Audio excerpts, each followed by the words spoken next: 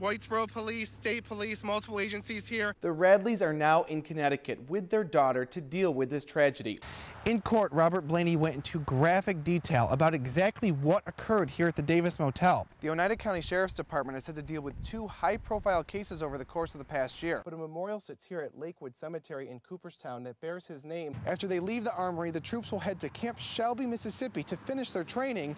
As you can see on the countdown clock behind me, less than 120 days until the Boilermaker Road Race gets underway in Utica. You'd think with this warm winter we've been having that Central New Yorkers wouldn't have liked waking up to this lake effect surprise.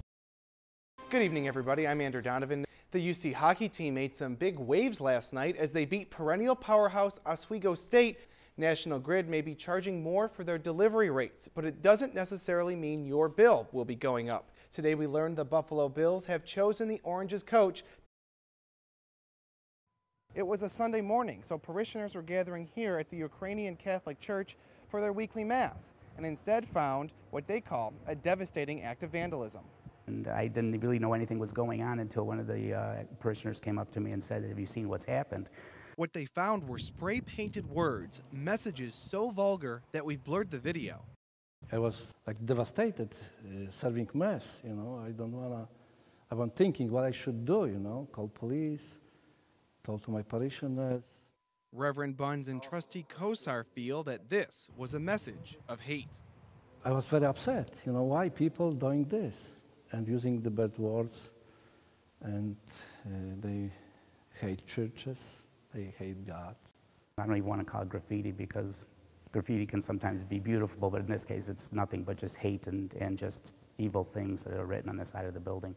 Those at the church say acts like these won't stop them from spreading their message of peace, but still hope justice is done. We're forgiving people, being Christians, and we'll forgive to a certain extent, but we hope that the long arm of the law eventually gets them. Also vandalized in what appears to be the same act, the Longaretta Law Firm on Genesee Street. The graffiti appears to have the same markings. In Utica, Andrew Donovan, News Channel 2. It's a cold night in the village of Poland, but a warm welcome for the New York State champion girls soccer players. Oh my God, it's amazing. I've never experienced something that's awesome. You come home and the whole town's here. It's wow. So many people that came out to cheer them on, including the village mayor. This is a soccer town. Soccer is the big sport in Poland. And we just really get behind the teams and support them, and it's been a great season and a great experience. A great experience shared not only by teammates, but every player's biggest supporter, their parents. Words can't describe the feeling. Pride, enthusiasm, excitement. It's anything that you could think of. It's very heartwarming. Also feeling pride, some past Poland graduates. It makes all of us, former Tornadoes proud to say that we went here and we graduated here. And some future ones. And do you know why you're out here tonight? The soccer players. Yeah, what did they do? They won. We are proud of you. Say, we are proud of you. A big message apparent everywhere in the small community. We're all Poland Tornadoes here, and we're all families. In Poland, Andrew Donovan, News Channel 2.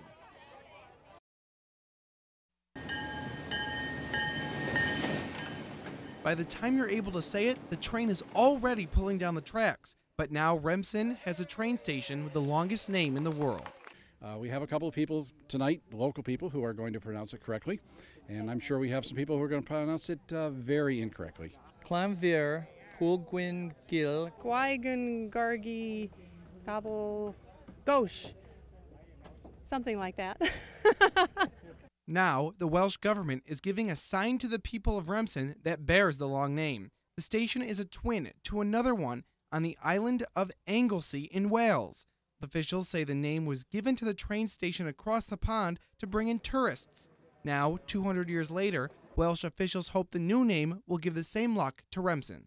It gets a lot of interest, and the original sign is a tourist attraction in itself in Wales. So hundreds and thousands of people go to see it every year in Wales, and we hope the same thing will happen in Ramsar. The Remsen community and Adirondack Scenic Railroad are both excited about the new name. It's the perfect tie-in of the Welsh heritage of the area as well as our railroad heritage. So excited, in fact, some locals with Welsh heritage have been practicing how to say it and are getting quite good.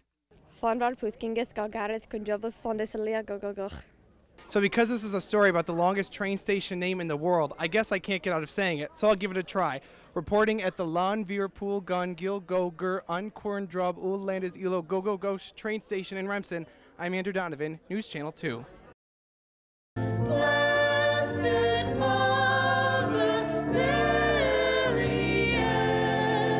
You know, it isn't every day that a person can say, you know, we have someone who was associated with the hospital that's a saint in heaven. We usually go to church on Sunday, but would like to be a part of this special Mass. While Catholics in Vatican City celebrated the canonization of St. Mary Ann, the focus here were the values that she embodied that have become the mission of the hospital she founded. The people that followed built on that foundation, so we have a good hospital today because of what the other people had done. We take care of everybody, regardless of whatever their needs are. That willingness to help anyone in need parallels St. Mary Ann, who is one of the few willing to move to Hawaii to treat ailing people, a willingness that the hospital works to continue. You know, we have the family medicine, Sister Rose Vincent Family Medicine Center down on Hobart Street. That takes care of a huge number of refugee population, really people in need. And I think that that goes back to the original founding that the sisters established. While pictures of her adorn the walls this weekend, people at the Mass say St. Mary Ann's memory will live on at the hospital because of the values she instilled in the institution and, in turn, the community. In Utica, Andrew Donovan, News Channel 2.